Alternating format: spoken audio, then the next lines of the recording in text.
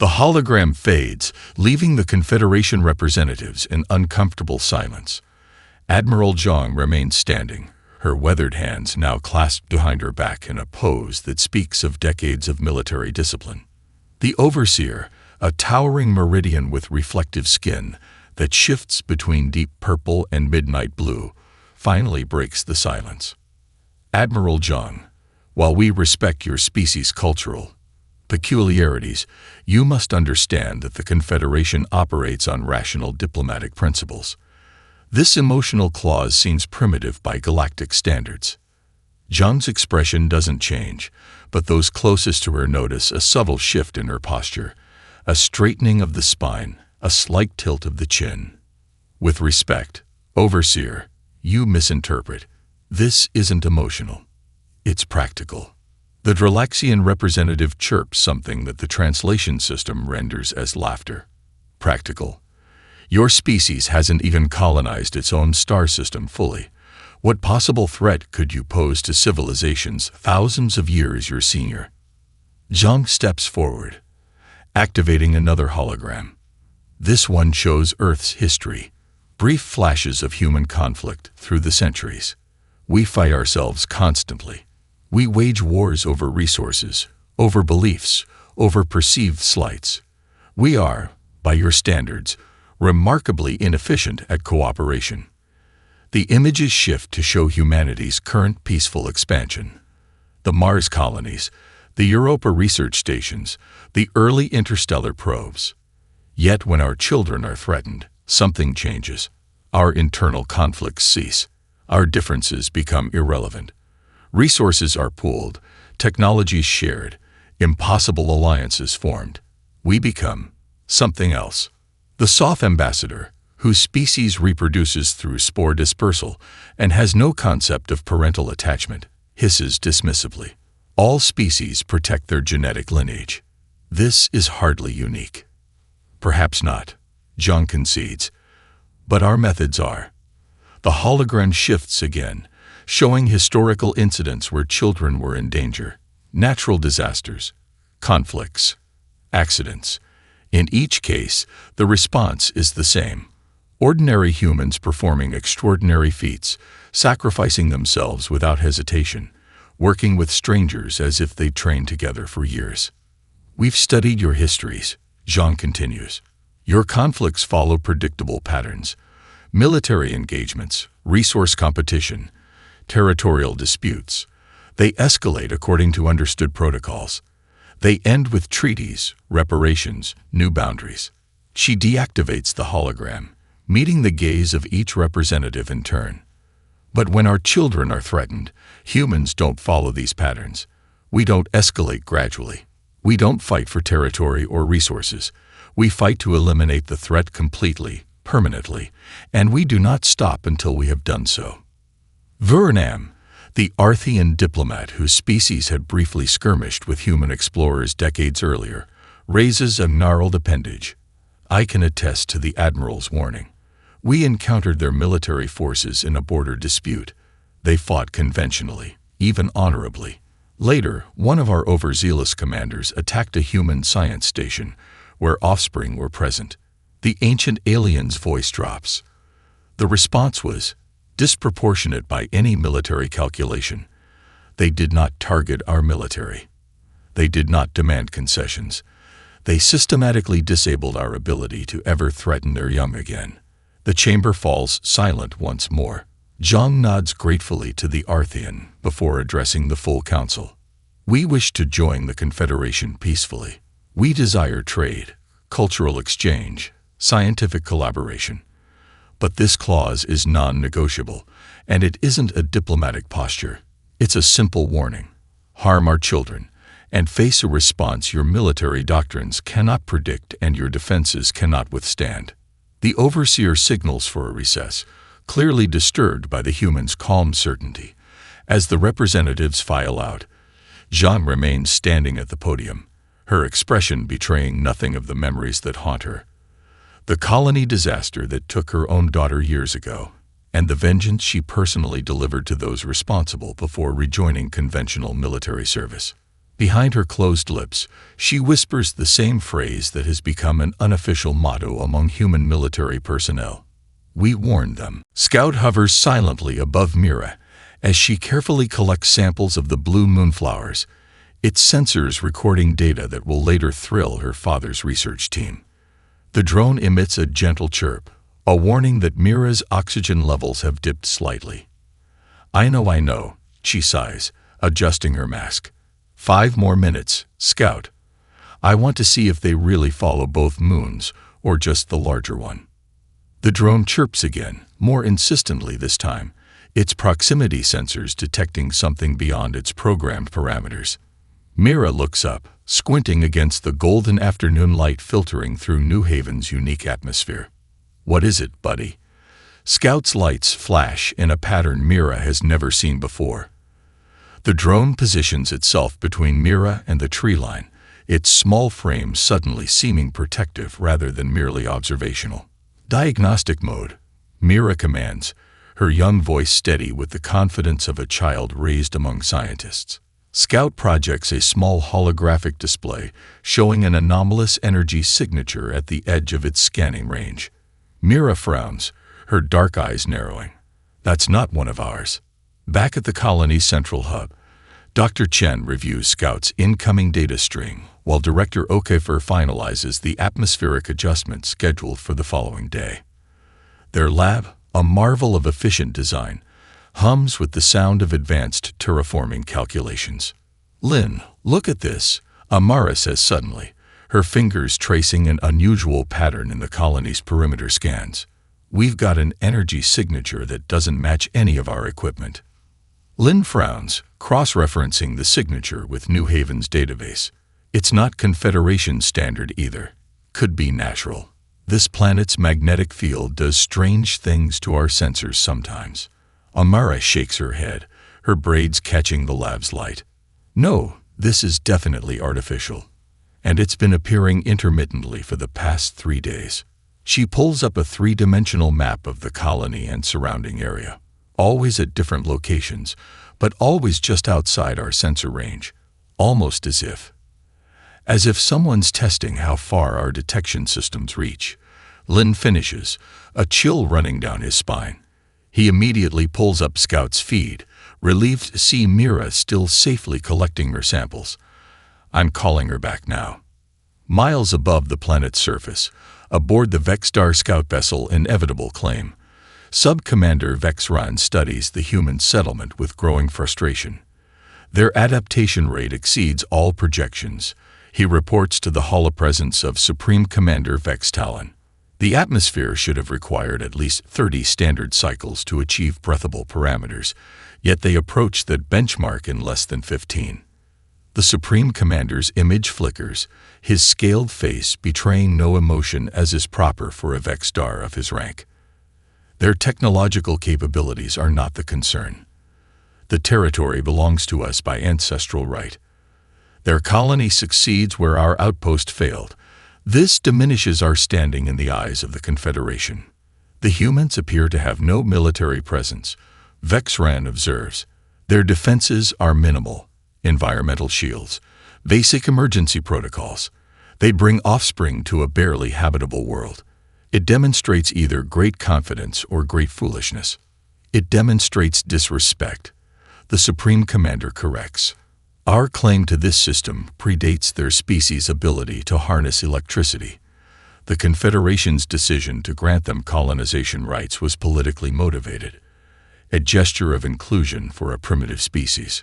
Vexran zooms the ship's sensors on a small figure moving through the alien vegetation, a human child with a drone companion.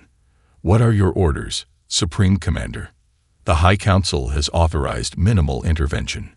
We will not risk Confederation censure by appearing aggressive, but neither will we allow our claim to be dismissed. The commander's voice hardens. Our analysts have identified key infrastructure points whose destruction would render the colony non-viable without causing significant casualties. Prepare precision strikes on these targets only. And if there are humans present at these locations, the Confederation Treaty prohibits intentional targeting of civilians, We will schedule the operation during their rest cycle when these locations should be vacant. The commander's image begins to fade.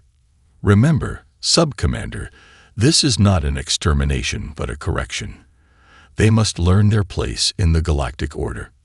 As the transmission ends, Vexran turns back to the scanner display, where the small human child continues her explorations, blissfully unaware that her home has just been deemed an appropriate target for correction. In the colony lab, Lynn's hand hovers over the emergency alert button as the strange energy signature suddenly disappears from their scans.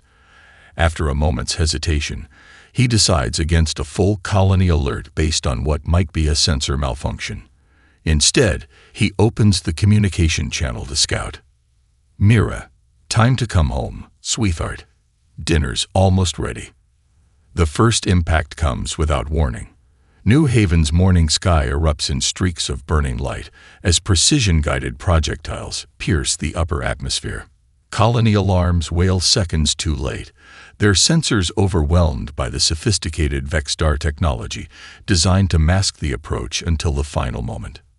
In the colony's operations center, Director Okafor stares in horror at the trajectory projections. They're targeting our infrastructure, power grid, water reclamation, atmospheric processors. Her fingers fly across the emergency protocols. Evacuation Order Delta 9. All personnel to secure locations. Dr. Chen's eyes remain fixed on a different screen. Scout's live feed from the school complex, where Mira's class had begun their morning science rotation. The Vexstar calculations made during their sleep cycle had failed to account for the colony's educational schedule, which placed the children in what the aliens had deemed minimal occupancy zones during daylight hours. "The school," he whispers, his voice barely audible over the chaos of the command center. "They're hitting the school." The feed from Scout shows Mira responding instantly to the first tremors. Unlike the adults around her, who freeze in momentary confusion, she reacts with the instinctive clarity of a child raised on emergency drills. "Primary shelter compromised," she calls out, her voice steady as she points to the ceiling where structural supports have already begun to crack. "Secondary route. Follow me." The teacher, paralyzed by shock, watches as this 10-year-old takes command, directing her classmates toward the reinforced interior room designated as a fallback shelter. Scout's camera follows as Mira counts heads, ensuring no one is left behind, her face set with a determination that makes her look suddenly, heartbreakingly older. Dr. Chen abandons his post without a word, racing across the plaza as the sky continues to rain destruction. The ground beneath his feet shudders with each impact, the colony's structures, designed to withstand natural disasters, but not deliberate attack, groaning under forces they were never meant to endure. Inside the school, Mira herds the last of the younger children into the shelter, a windowless room reinforced with the colony's strongest materials. "It's okay," she tells a sobbing 6-year-old, her arm around his shoulders. "This room is built like a spaceship. Nothing can get through." Scout hovers at the doorway, its sensors detecting what human senses cannot. The structural integrity of the building failing catastrophically as a projectile meant for the nearby power distribution node strikes just meters away, its force redirected by the colony's failing defensive shields. The drone makes a decision beyond its programming parameters, transmitting its visual feed to every connected device in the colony network, while recording locally to ensure the data survives. It captures Mira's face as she hears the walls begin to give way, not panicked, but resolute as she positions herself between the youngest children and the collapsing entrance. Across the colony, every screen, tablet, and interface suddenly shows the same image. A young girl facing imminent danger with courage that defies her age. In the medical center, in the agricultural domes, in private quarters and public spaces, the colonists of New Haven witness what happens next in real time, unified in helpless horror. Dr. Chen is 50 meters from the school when the structure implodes. The shock wave throws him backward, his body slamming against the unyielding ground as dust and debris rain down around him. When he regains consciousness seconds later, his tablet is still transmitting Scout's final footage, now stuttering and distorted as the drone's systems fail. Through the static, he sees Mira still standing, shielding the smallest children with her body as the ceiling begins its final collapse. Her last recorded words, captured forever in the colony's emergency servers and automatically transmitted to Earth via quantum relay, are not cries of fear, but of reassurance to those younger than herself. Close your eyes. It'll be over soon. I promise it won't hurt. The transmission cuts to black. In the sudden silence that follows, Dr. Chen's anguished scream seems to echo across the entire colony. Yet more terrible than his cry is what comes after, the absolute silence that falls over the emergency channels as every colonist views the footage. No panic, no shouting, no desperate pleas for help. Only a single word, typed rather than spoken, begins to appear across the colony's messaging system, repeating like a prayer or a promise. Remember, the Confederation emergency session enters its third hour, the vast chamber growing increasingly tense as reports continue to arrive from across human space. The Vexstar representative, Sub-Minister Vexcellum, maintains his position at the central podium, scaled skin flushing with irritation. The strike was regrettable, but legally justified under territorial claim statutes. He insists, tapping his ceremonial staff against the ancient floor. Our forces targeted infrastructure only, not civilians. The human casualties were an unfortunate miscalculation. High Chancellor Vorix signals for order as several representatives begin shouting simultaneously. The crystalline appendages that serve as both his arms and sensory organs shimmer with agitation. Minister Vexcellum, 23 juvenile humans perished. The facts are not in dispute. What concerns this council is the unprecedented human response. A holographic display activates above the chamber floor, showing real-time updates from monitoring stations throughout Confederation space. Human diplomatic outposts stand abandoned, their security systems activated but no personnel present. Commercial shipping lanes, normally bustling with human vessels, show only empty space. Communication relays directed toward Earth and its colonies broadcast nothing except an automated message. Diplomatic channels temporarily suspended. They are but one species, the Dralaxian representative clicks, mandibles flaring with dismissive confidence. Their military capacity is minimal compared to the Vexstar, let alone the combined Confederation. This silence is merely theatrical, an emotional display to gain sympathy. Veranam, the ancient Arthean diplomat, rises slowly from his meditation days, his movement drawing immediate attention. The Arthean rarely speaks in full council, preferring to observe from the shadows of his species' traditional hood. You mistake silence for inaction, Veranam says, his voice surprisingly strong for his apparent age. I have lived long enough to witness 3 cycles of galactic conflict. I have seen empires rise and fall. I have observed thousands of species in moments of crisis. His gnarled appendage gestures toward the holographic display. This silence is not theatrical. It is not diplomatic posturing. It is not fear. The council chamber grows utterly still as the Arthean pulls back his hood, revealing facial features marked with scars from some ancient conflict, a shocking breach of the Arthean cultural taboo against displaying battle wounds. 57 cycles ago, our expedition forces engaged humans over a resource-rich moon. We fought their military and found them competent but unremarkable. The ancient diplomat's voice drops lower, forcing the representatives to lean forward. Then one of our commanders, seeking advantage, attacked a research outpost where juvenile humans were present. The Arthean activates his personal communication device, projecting footage that few in the Confederation have ever seen, the aftermath of that long-ago conflict. The images show Arthean military technology systematically disabled, their weapons rendered useless, their ships immobilized. Not through overwhelming force, but through precisely calculated strikes that left their civilization intact while removing only their capacity to wage war. 7 of our worlds fell silent within a single rotation. Not destroyed, silenced. Our military capability was excised with surgical precision by a force we never saw coming and could not defend against. Vernam's scared face seems to age further as he recalls the memory. We learned later that what we faced wasn't their military at all, but civilian volunteers, scientists, engineers, parents, unified by a singular purpose. The Vexstar representative scoffs openly. The Arthean were vulnerable then. We are not. Vernam regards the Vexstar with something like pity. You misunderstand. What makes humans unique is not their technology or military doctrine. It is their response to specific threats. He gestures to the silent displays showing empty human diplomatic stations. Your attack killed human children. You will not face their military. You will face all of them. As if punctuating the Arthean's warning, the holographic display suddenly updates with new information.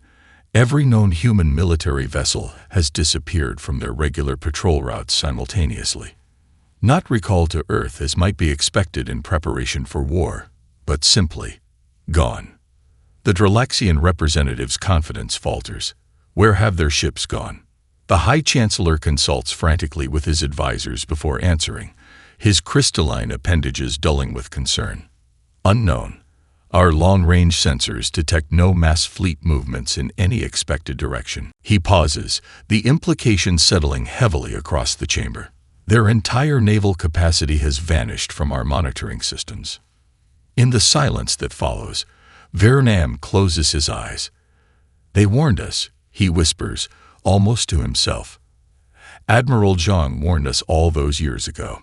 Sanvi Kapur's mining facility orbits a distant asteroid belt far from New Haven, its modest operations overlooked by most galactic powers as insignificant.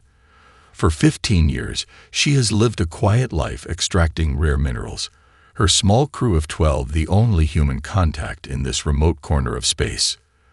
The quantum communication alert breaks their routine with a harsh, unfamiliar tone. Sanvi stops mid-sentence during a morning briefing, her coffee mug frozen halfway to her lips. The screen before them displays not a message but a simple string of code, followed by footage that makes her stomach clench. Scout's final transmission from New Haven. Activate Protocol Firefly, she says quietly, setting down her mug with deliberate care. Her crew exchanges confused glances. Ma'am, her operations manager asks, we don't have a Protocol Firefly in our emergency procedures. It's not in the manual. Sanvi rises, moving to a biometric scanner hidden beneath a maintenance panel. The device reads her retina, then her palm, before a section of the command center's floor slides away, revealing a secured compartment untouched since the facility's construction. It's something else entirely. Across human space, similar scenes unfold simultaneously. In research laboratories, university facilities, corporate headquarters, and private homes, ordinary citizens access hidden systems and equipment cached years before. Some are veterans with military training. Others are civilians who never expected to participate in conflict. Yet all respond to the same activation code transmitted through quantum channels impossible for non-human technology to intercept. Jackson Way, a retired marine biologist living on Europa, removes false paneling from his modest apartment wall to reveal a command console that would bewilder most military analysts. Darwish Abara, a corporate executive on Mars, excuses herself from a board meeting to access a secured sublevel that her own security team doesn't know exists. Professor Lin Xiao cancels his morning lecture without explanation, his students unaware as he transforms his university office into a coordination hub for 200 civilian vessels. None of these people have ever met. They share no obvious connections, belong to no unified organization. Yet their actions synchronize with precision that would shame most military operations. In her asteroid mining facility, Sanvi addresses her bewildered crew. 15 years ago, when I established this operation, I signed an additional contract few humans know about. We called it the Firefly Network, a contingency system designed to activate under very specific circumstances. She gestures to the screen still showing the aftermath of New Haven. This is one of those circumstances. Her operations manager shakes his head in disbelief. What are we supposed to do? We're miners, not soldiers. That's precisely the point, Sanvi replies, activating the hidden systems as they hum to life. No one expects miners to be anything but miners. No one watches us. No one considers us a threat. The facility's lights dim momentarily as power diverts to previously dormant systems, but every mining charge we've refined can be recalibrated. Every excavation drone can be reprogrammed. Every scanner we use to find minerals can be tuned to different frequencies. Across the room, panels slide away as weapons emerge, not standard military issue, but custom-designed systems built with mining technology repurposed for precision strikes. The crew stares in stunned silence as their familiar workplace transforms around them. You don't have to participate, Sanvi tells them quietly. There are escape pods programmed to reach the nearest Confederation outpost. I won't think less of anyone who chooses to leave. Her operations manager studies the weapons, then the footage still playing silently on the screen. After a long moment, he straightens his shoulders. What's our first objective? Coordination, Sanvi answers, bringing up a galactic map dotted with thousands of points of light, each representing a node in the Firefly network now awakening from dormancy. We're not alone. There are others like us everywhere, activating right now. Mining operations, research vessels, private transports, corporate security, all responding to the same call. On her command screen, faces begin to appear, ordinary humans connected through an invisible web that has existed beneath the surface of human society since the treaty signing. A middle-aged professor nods in recognition. A young corporate pilot offers a grim smile. A gray-haired engineer gives a respectful salute. No government ordered this, Sanvi explains to her crew. No military coordinates our actions. This is something older, something deeper. She looks again at the frozen image of Mira Chen's final moments. This is all of us, acting as one. Supreme Commander Vex Talon stands at the viewport of his command center, scaled hands clasped behind his back in the traditional posture of Vex Star Authority. The capital city of Vex Prime spreads beneath him, its spired architecture a testament to 5,000 years of unbroken civilization. The humans have made no response, he notes with satisfaction. 24 cycles have passed since our corrective action. Perhaps they are more rational than their treaty clause suggested. His chief security officer, Vex Moran, approaches with uncharacteristic hesitation. Supreme Commander, our long-range sensors detect anomalies at the edge of our system. Confederation observers, no doubt. Vex Talon dismisses. They were quick to express concern, but ultimately recognize our territorial rights. The signatures do not match Confederation profiles, Vex Moran counters, displaying the sensor readings on a nearby console. They appear and disappear intermittently, suggesting advanced cloaking technology. We've detected similar anomalies near all 7 of our primary worlds simultaneously.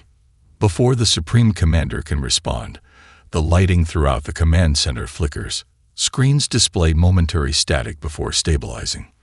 A power fluctuation, he suggests, though uncertainty creeps into his voice. All channels report the same disruption, system-wide. Vex Moran confirms, his scales darkening with concern. And there's something else. Our orbital defense platforms are experiencing targeting system malfunctions. The massive defensive shield generators surrounding the capital city suddenly power down without warning or alarm. Vex Talon stares in disbelief as the protective energy field, technology purchased at extraordinary cost from the Dralaxians, simply vanishes. Override. Emergency power. He commands, but the technicians' frantic efforts produce no results.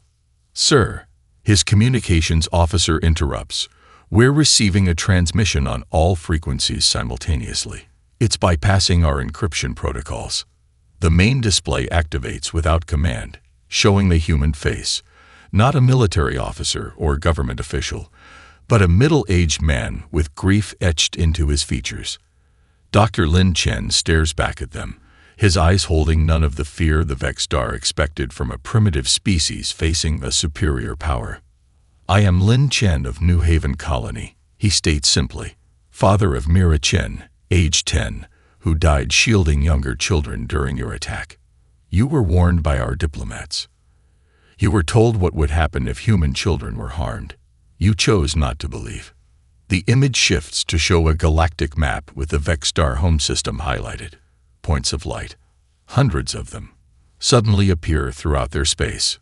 "What you are witnessing is not our military," Dr. Chen continues.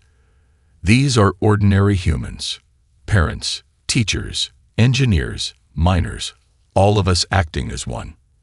You have 6 hours to evacuate all civilian populations from military installations. We will not extend this deadline, nor will we negotiate terms." Vex Talon signals frantically to his officers. "Activate planetary defenses. Launch the fleet.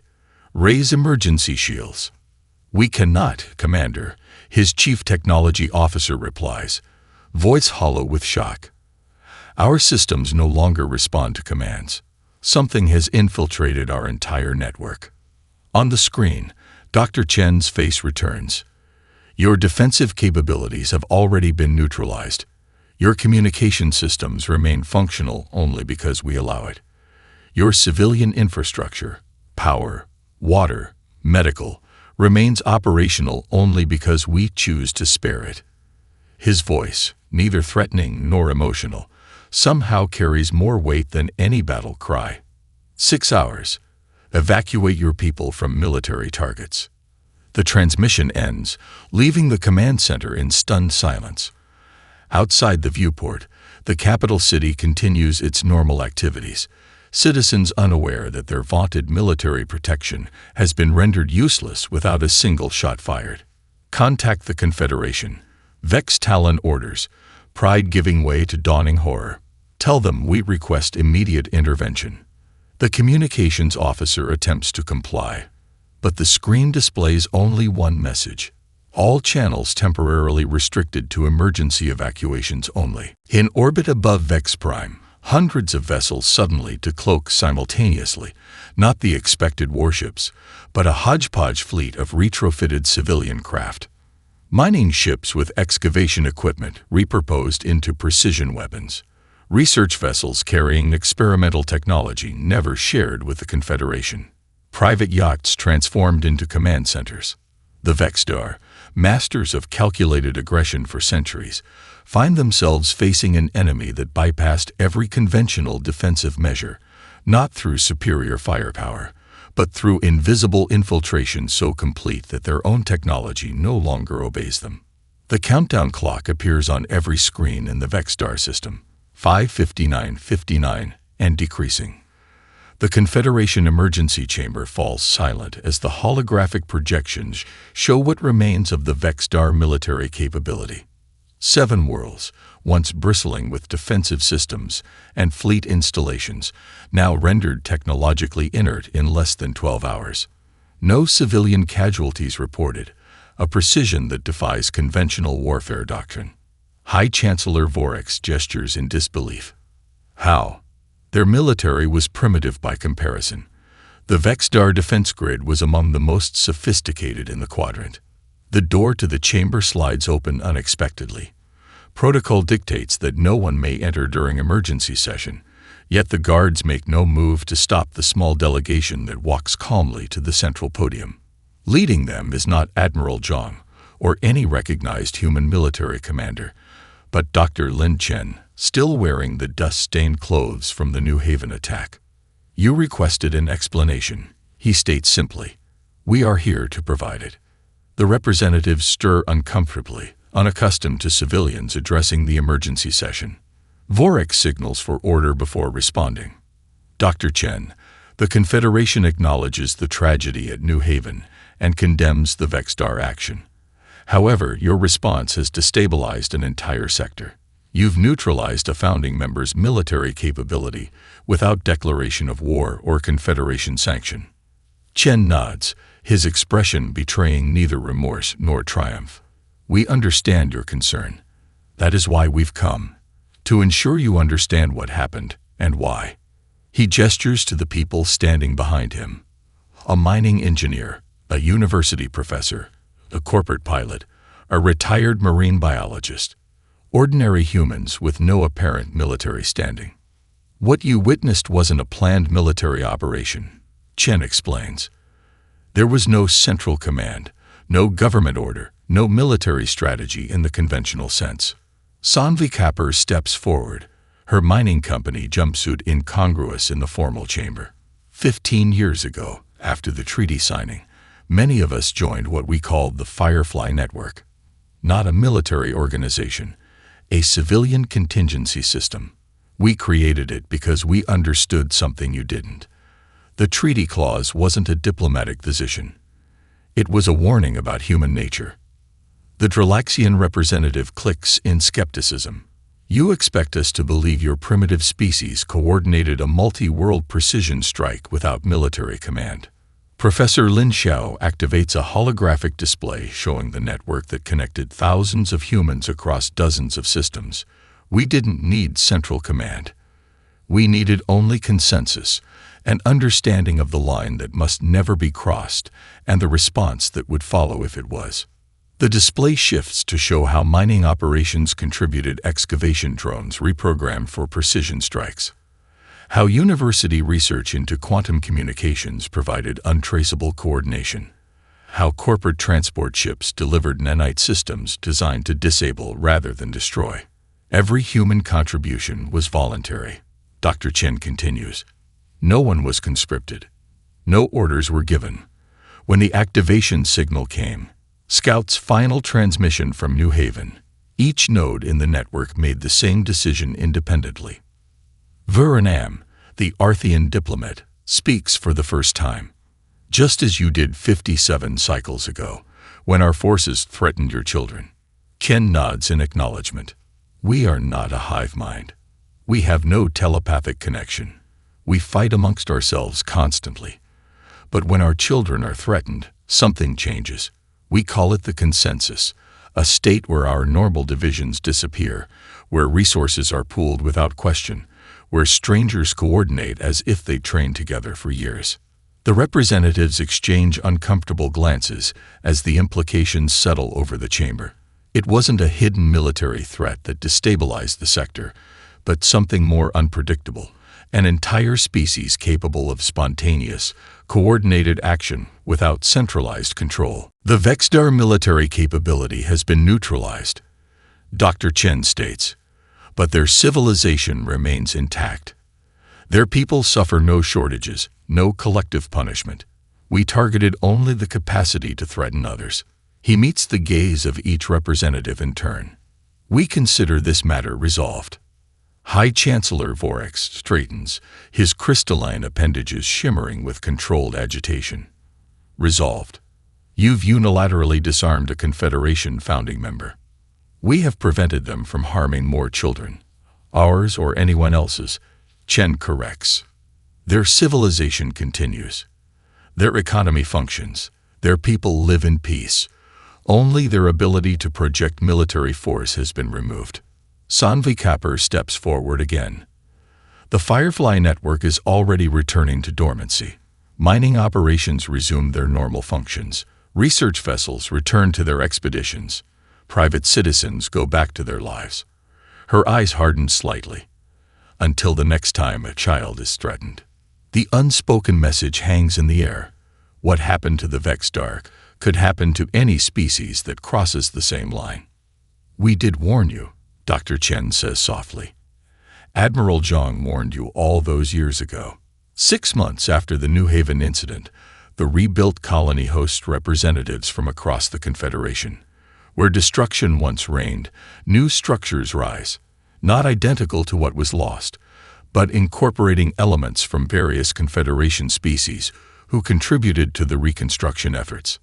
At the center of the colony, the former school site has been transformed into a memorial garden.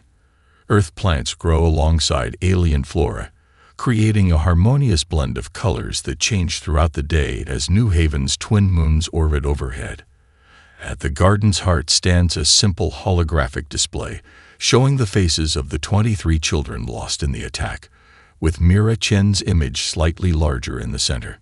Dr. Chen, now wearing the formal attire of humanity's official representative to the Confederation, leads the assembled dignitaries through the garden paths. Admiral Zhang walks beside him, her military uniform exchanged for diplomatic dress, though her bearing remains unmistakably that of a soldier. The garden serves as both memorial and reminder.